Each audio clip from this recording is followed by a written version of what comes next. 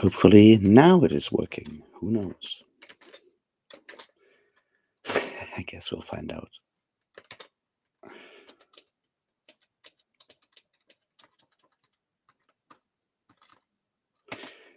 Yes, I can hear myself. That is good. So can you. And it is not doing weird noises, so I guess we're on the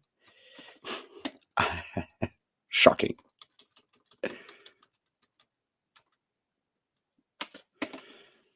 All right, here we go. Good morning, everybody, to these wonderful breakfast sprints. Slightly delayed because of technical issues, but at least I'm here, and hopefully there's no Nazis. Here we go. Wonderful. Sorry for the delay. Yeah, tech stuff still not working like it should be, but I guess that's so. Welcome to the breakfast sprints at 8 a.m. on the 24th of February. I am alive despite the elections and everything. And I'll try to do productive things during the next 45 minutes. I have some messages to go through. I have an official email I wrote that I need to send off. I mean, first I need to send it to some other people to look over, and then I need to send it off. And I have some abstracts to write for a conference that I may be applying to. So that's what I'll be doing during both the first and second sprint, I assume. Also, obviously, I'm trying to, make sense of life, the universe, and everything. And yeah, spent the evening yesterday hanging out with some friends, trying to ignore election results. And it is depressing, but it's also not as depressing as it could have been. So I guess it's okay. But which I mean, yes, the results for AFD were incredibly terrible, and it's all fucked up. And the fact that so many people still vote Christian Democrat is a mystery to me that I won't solve this morning. But at least enough people voted for the leftist party, and that is a good thing. It was unexpectedly high, the results for the leftists, and that's a good thing. That it gives me hope, because what it does show is that there is, in fact, there is space for actual clear leftist politics in this country, and that is something that I think had to be proven, because it's something that, say, both the Green Party and the Social Democrats have completely forgotten or ignored by constantly trying to move further right. And I'm like, yeah, but that there's people on the left, right? You can't just completely ignore those people, and I think that's something that yesterday's election results did show. Obviously, I haven't checked the results of this morning yet, because yeah, I woke up at 7:45, so 15 minutes ago, 20 minutes ago. But I guess we'll find out very soon.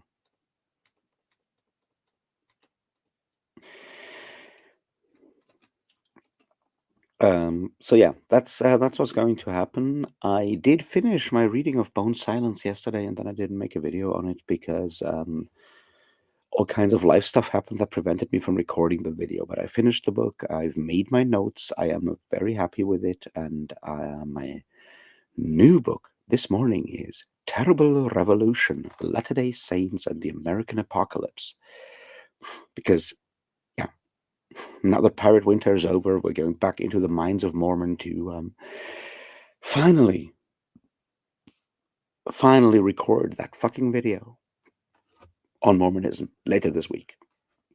Hopefully, we'll find out. It's going to be a thing, I promise.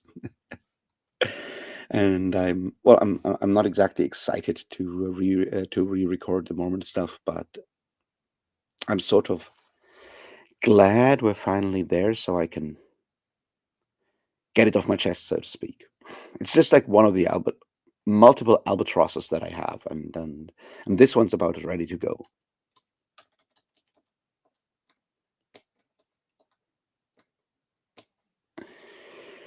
So, don't necessarily have that much else to say. I hope you're having a good morning, and I hope you're ready to, get some reading done, get some writing done, and get some productivity done. I hope my tea is slowly cold enough to drink, which, I've been very much hankering for a while now.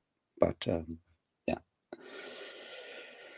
that's kind of where we're going. So let's actually start the sprint. I'll be back in about 45 minutes. So let's do some writing. Let's do some reading. Let's get some actual productivity done. And let's talk more in, well, 45 minutes, around the top of the hour.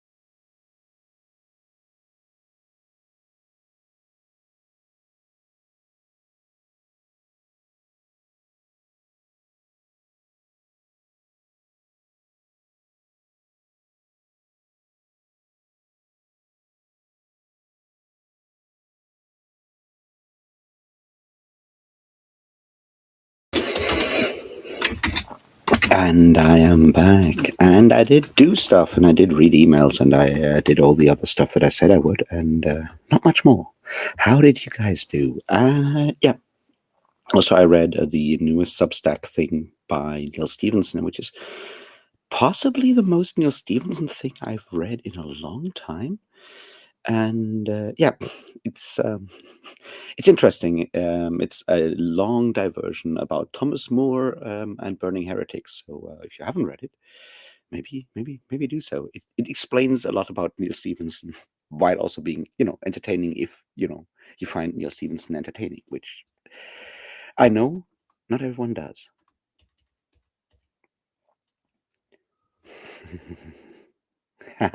Hello, Kat. I hope you find breakfast things at the bakery. Yeah, I think I have breakfast things, but I ran out of time before the sprints, so I haven't had breakfast yet. I might go for that after sprints before I run to the gym, but we'll see in that regard. Yeah. So yeah, the Neil Stevens thing is just he's currently doing a lot of essays on being wrong because he has discovered Peirce, which good for him. Uh, Peirce being sort of the founder of semiology, among other things, and one of those weird philosophers that for the longest time people didn't know about because he never got the kind of university job he really wanted, and most of his stuff has been published posthumously. And Neil Stephenson has discovered him, and now he's talking about fallibilism and being wrong. And apparently, this is Neil Stephenson being Neil Stephenson is just so fun to me. And it's like, yeah, so I read this definition in the Oxford English Dictionary, and there's a quote by Thomas More. So I wanted to find out if it's that Thomas More. And then I found out it is that Thomas More. And then I wanted to read the book where the quote came from. And then I found out that you can't find that online. So I had to spend $150 on like a facsimile reproduction of the of the book from the Bodleian Library because that's apparently the only one I could get. And then I read that entire thing to find the quote because of course I couldn't. And now I have to write like an entire essay on how Thomas More was in favor of burning heretics. And yeah, it's interesting. I totally get sort of like the approach. Obviously, I don't have $150 to spend on books, but I totally get the impulse.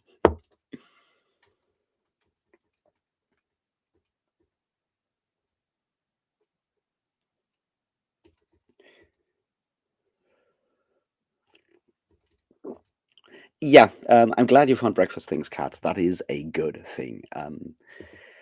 I will. I should really eat some breakfast before I go to the gym. I think the other way around would be bad.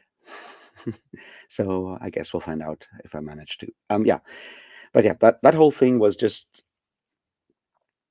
all very Neil Stephenson and made me happy in that regard. I think he is misunderstanding Thomas More in some regards, or he's maybe making things too easy when he condemns Thomas More for being, Catholic and all of that.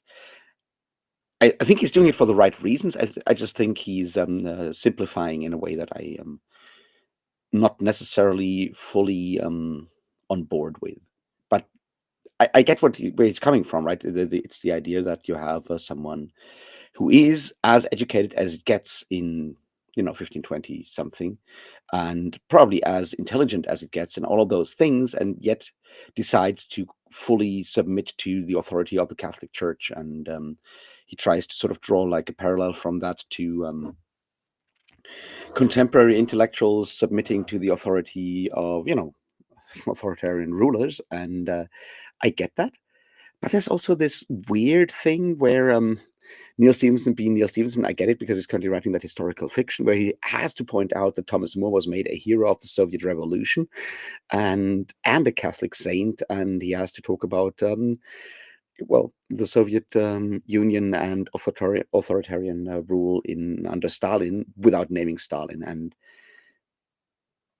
I'm not, just to be clear, I'm not defending Stalinism. I would never do that. It's it was absolutely fucked up. Don't get me wrong, but it's interesting in how much Neil Stevenson, as a somewhat libertarian American, has to focus on how bad that was, and he does so in his latest historical fiction. Right, he talks about it in Bomblight, the first one in Polostan, and he obviously doesn't talk about Stalin. He mostly talks about Beria, and don't get me wrong, Lavrenti Beria, absolute monster. Very much so. There's a like 3-part, 4-part series on Behind the Bastards on Lavrenti Beria, which has Joe Kasabian from Lions Led by Donkeys as a guest, and I highly recommend that if you want to learn how fucked up Beria was.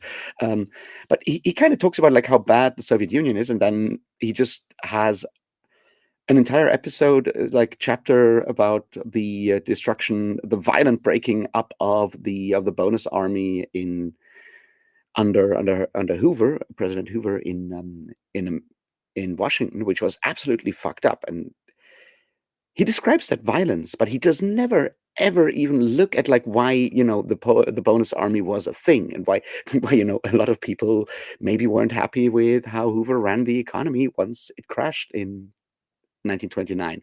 And it's that sort of like selective thing that kind of shows Stevenson's sort of weird libertarian bias, where he's willing to give you all the background on like why the Soviet Union is bad, and he's willing to, because he can't ignore it in a historical fiction, he's willing to describe how the military is beating up World War One veterans who just want their money, and he's willing to do that, but he's not willing to explain why all of that happened. I just find it interesting to see sort of those blind spots coming through in what he does.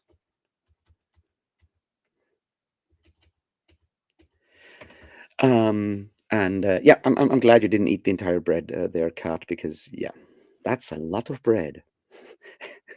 Not even people in the Balkans would eat that much bread, and it's one thing I've learned over the years is that people on the Balkans really love their bread, which good on them. As a German, I could not say no against that.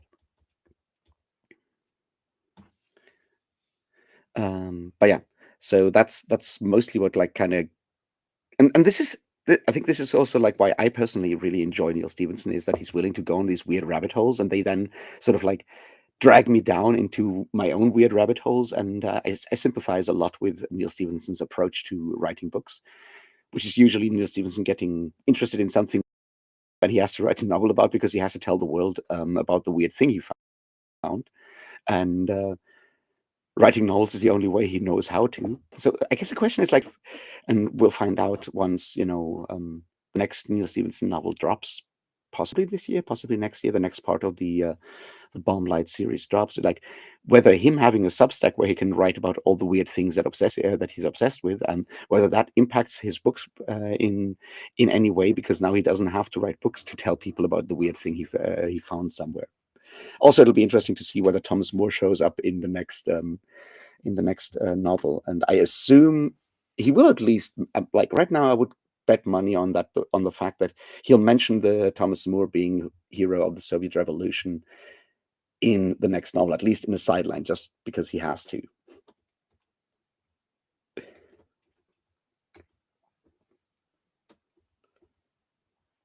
Absolutely, I too respect the bread love. Bread is a good thing. I should probably go back to baking my own bread, because it's like freshly baked bread is such a good thing. Like, yeah.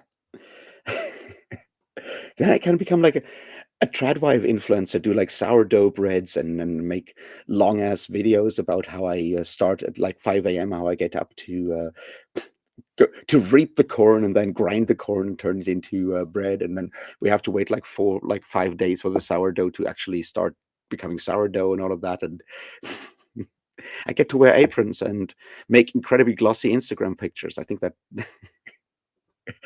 that would be funny. Maybe that's an idea for like for the future, for like an Fool's kind of video, doing like full on tradwife content explaining how I make bread and all of that.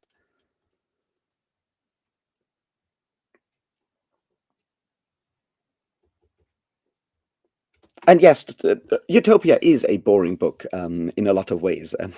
The one that Stevenson looked at is a dialogue about I keep forgetting what it is.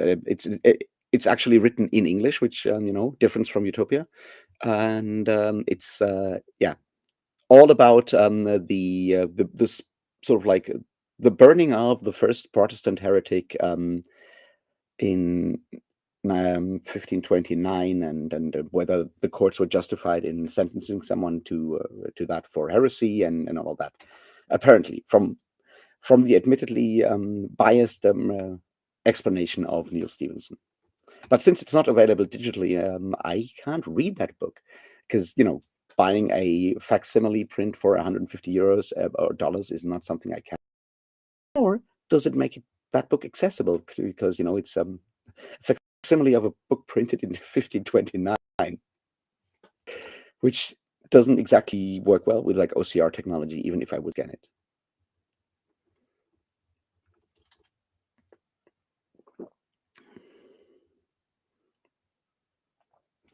But I agree. Utopia is a boring book. I think what I really enjoyed is Frederick Jameson's sort of take on Utopia and stuff around Utopia in his book, A Desire Called Utopia. Is it called A Desire Called Utopia or A Desire for Utopia? I have to check. It's one of those Frederick Jameson books that people should read because, Frederick Jameson.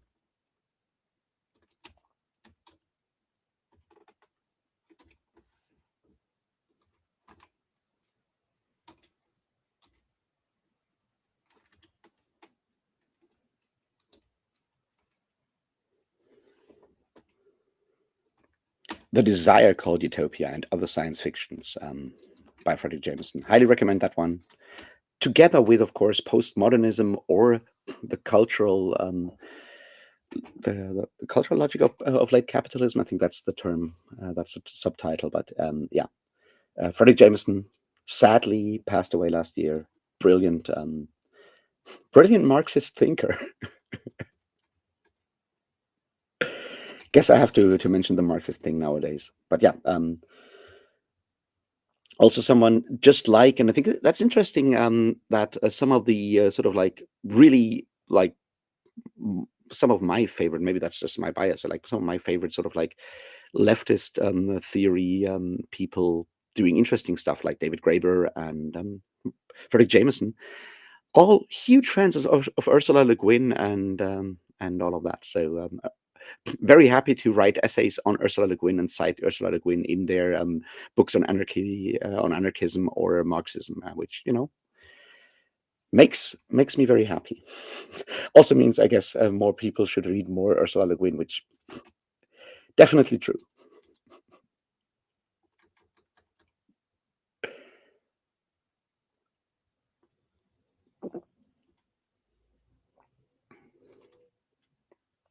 See, Erasmus was even mentioned in the Neil Stevens thing because obviously Moore was, very much in dialogue with Erasmus at the time, and but I guess you take what you can get in those cases. And I did not take that course because I took the Tacitus course, but historians at my university, if you study history, you have to do like one sort of Latin course that is just straight up translating like one Latin source for one semester because if you do like ancient history, you obviously have to know like Latin.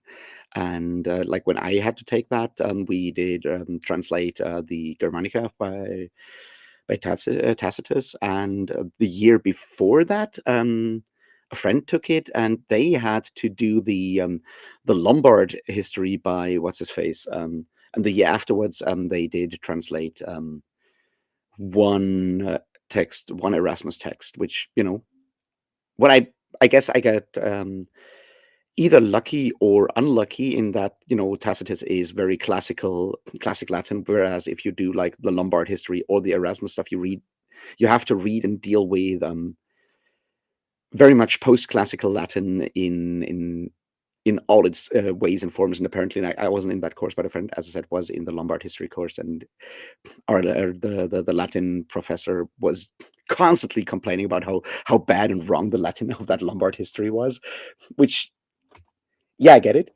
But also, these are students that don't know the difference. These are historians. Those are not like people that study Latin as their main goal. They are happy to read something that is broken Latin because it makes translating it so much easier.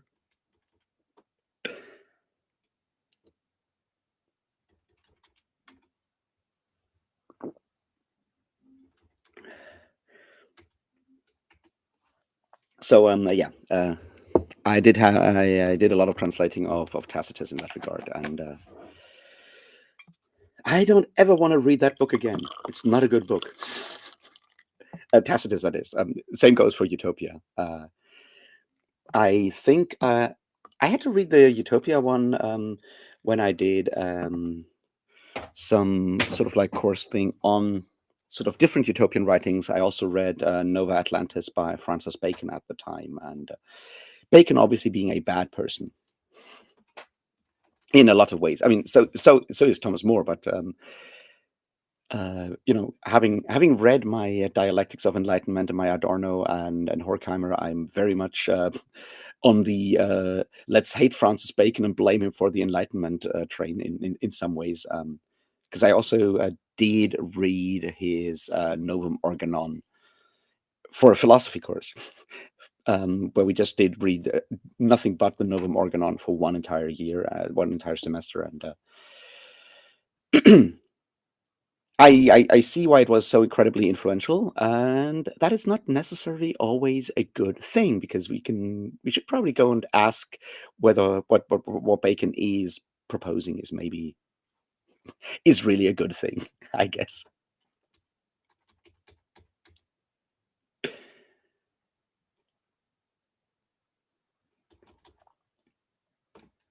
Yeah, I know Erasmus. I mean, I guess that's kind of the difference between like humanist authors trying writing Latin. They are actively trying to recreate and reconstruct classical Latin. But if you read something like fifth, sixth century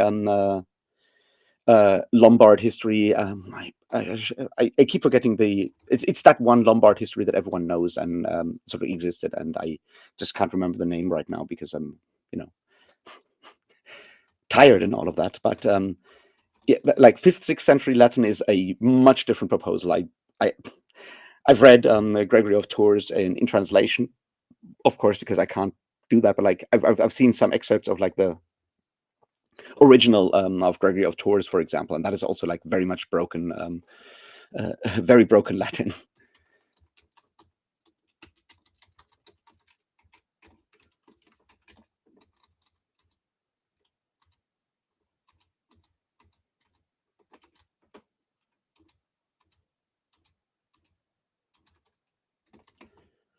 But yeah, so I agree that Erasmus is probably much more readable. I think the problem that I have is that for like a history course, history student course, you can't get into sort of like the nitty gritty of like how Erasmus is reconstructing classical Latin, how he does it, what he does, the ideological thing behind why he does it, and all of that. You can't do that because all you got to do is teach those people who are very happy to never ever read anything Latin again to translate Latin for one semester. So a lot of the sort of like stuff that might be interesting on like both linguistic and sort of like historical and ideological level kind of falls to the wayside the same way that kind of fell to the wayside when we did the Tacitus thing, where we did translate the thing and talk about sentence structure and all that. And I'm like, shouldn't we also talk about, the fact that there's this dude living in sunny Alexandria talking about Germany that he's never been to, and how he constructs the German as sort of like something in his personal beef with,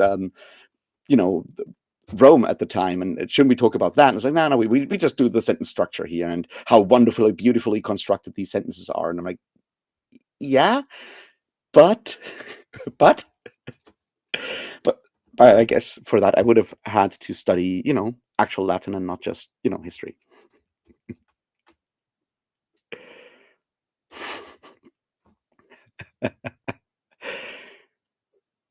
Nice. What did you read in the Byzantine Greek class? Did you read like Neoplatonists or just like general Byzantine documents, or did you focus on anything specific? Because that sounds the worst.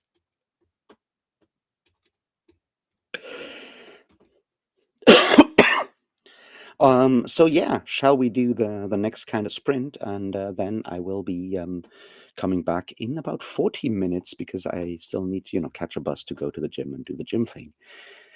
I think that sounds like a reasonable idea, so I can actually, get some more stuff done and start reading books on Mormons again. Because tomorrow I'll get my tooth fixed, and then I can record the Mormon video. And I have a book about apocalypticism. And if there's one thing I really enjoy, it's apocalypticism.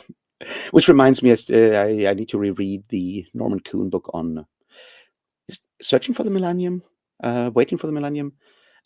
Really good book. Norman Coon in general, really, really good author. I do really recommend his Warrant for Genocide, which is probably still to this day, sort of like the definitive kind of work on the history of the protocols of the Elders of Zion. And very clearly the book that Umberto Eco read before writing The Prague Cemetery, which is a absolutely beautiful book. I highly recommend people reading the Prague Cemetery if you want to.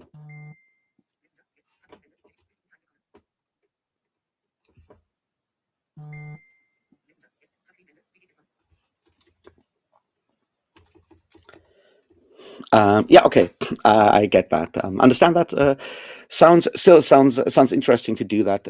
I know the archaeology and art history department here in Marburg is doing a lot of like they have like a sort of like sub department on Byzantine archaeology, and I've been to a bunch of talks where they look at different sort of like depictions of how angels got wings, for example, where you see that depictions of angels with wings are sort of like a often taken from depictions of the Greek goddess Nike, and because Nike has wings, they take that and suddenly just like sometimes literally take an older painting, mosaic, whatever of Nike, and then just add some Christian bits and pieces to turn that into angels, which is where a lot of the sort of classic angel depiction comes from on a historical level. And that was like really interesting, interesting guest lecture there.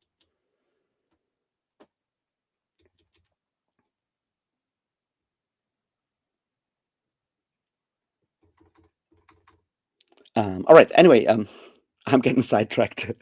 I'm falling in one of those. See, that's why I love Neil Stevenson, because I'm the same kind of person. I'm like, once my, I guess it's one of those like neurodivergent things where you just like get trapped by interesting bits and pieces, and suddenly you have to talk about, well, angel depictions.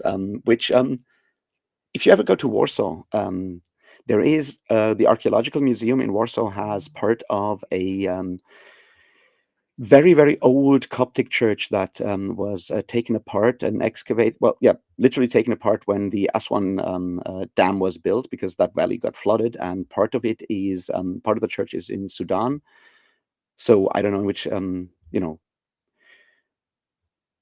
how those bits and pieces are now, but the other part, because it was like a half Sudanese, half a Polish team excavating that, and so the other half of that specific, really, really early Christian Coptic church is in Warsaw, and they have some really, really creepy angel depictions, which is how I just came there, like train of thought wise. The kind of angels that still have eyes on their wings and all of that stuff. So really cool shit. So highly recommend the archaeological museum in Warsaw for that. But beyond that, the best museum in Warsaw is the Museum for Jewish History. That one is, on like a technical level, one of the best museums I've ever been to. That's so well done as a museum. Highly recommend that one as well.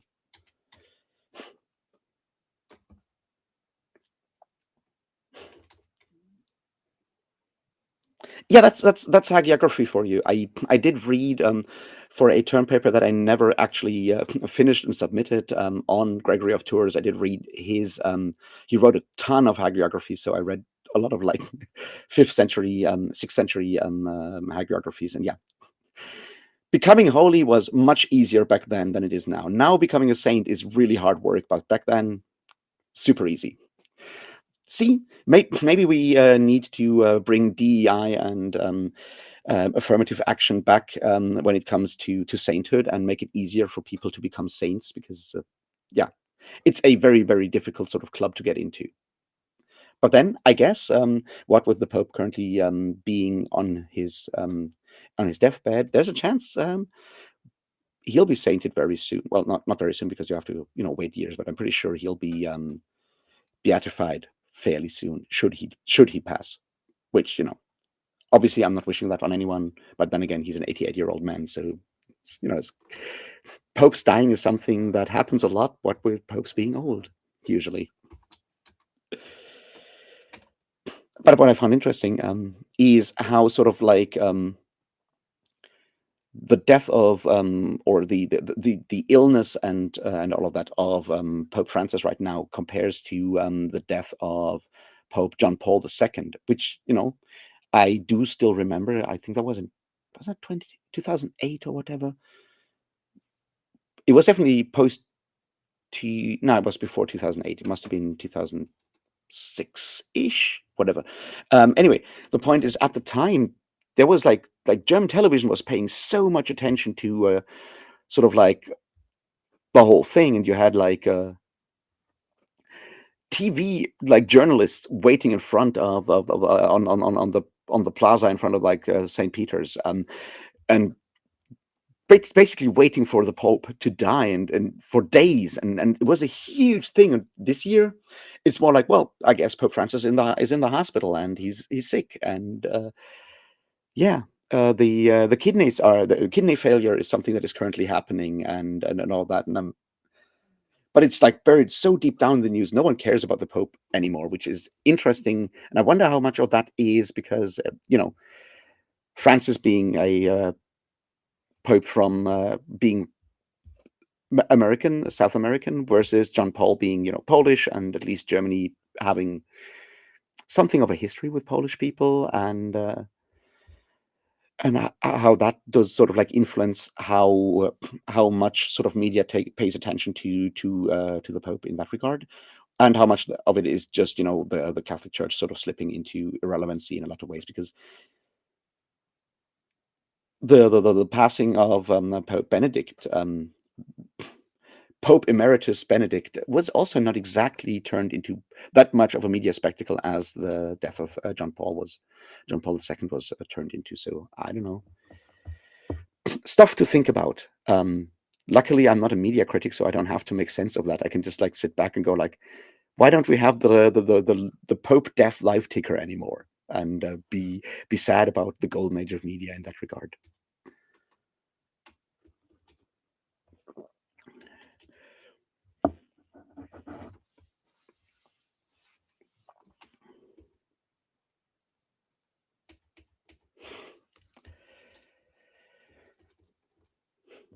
So what you're saying is that being a creep makes it easy to become a saint, right? Interestingly enough, King Arthur shows up in a bunch of hagiographies as the bad guy. Like before you get like King Arthur as King Arthur, you have him show up as sort of like this trickster, this pagan trickster dude harassing good Christian monks, who then obviously resist Arthur and sometimes turn Arthur Christian, or at least get him to leave again. And that's one of the earliest sources of Arthur, like pre Geoffrey of Monmouth. So yeah, Arthur, not a saint, but harassing saints, which I guess is a thing. All right, let's do the sprints, and fuck it, let's do 45, and I'll take the bus half an hour later. I think that is the best way we can do this. So I will be back in 45 minutes at a quarter past, and until then, I'll try to do productive things.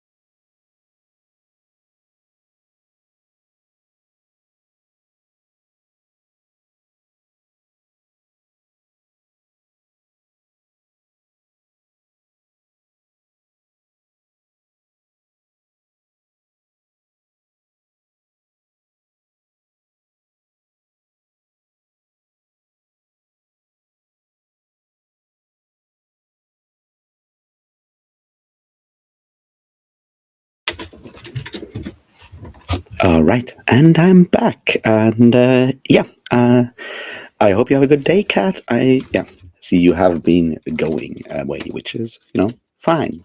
This is supposed to be sort of like a place to wake up and get ready to face the world for a while.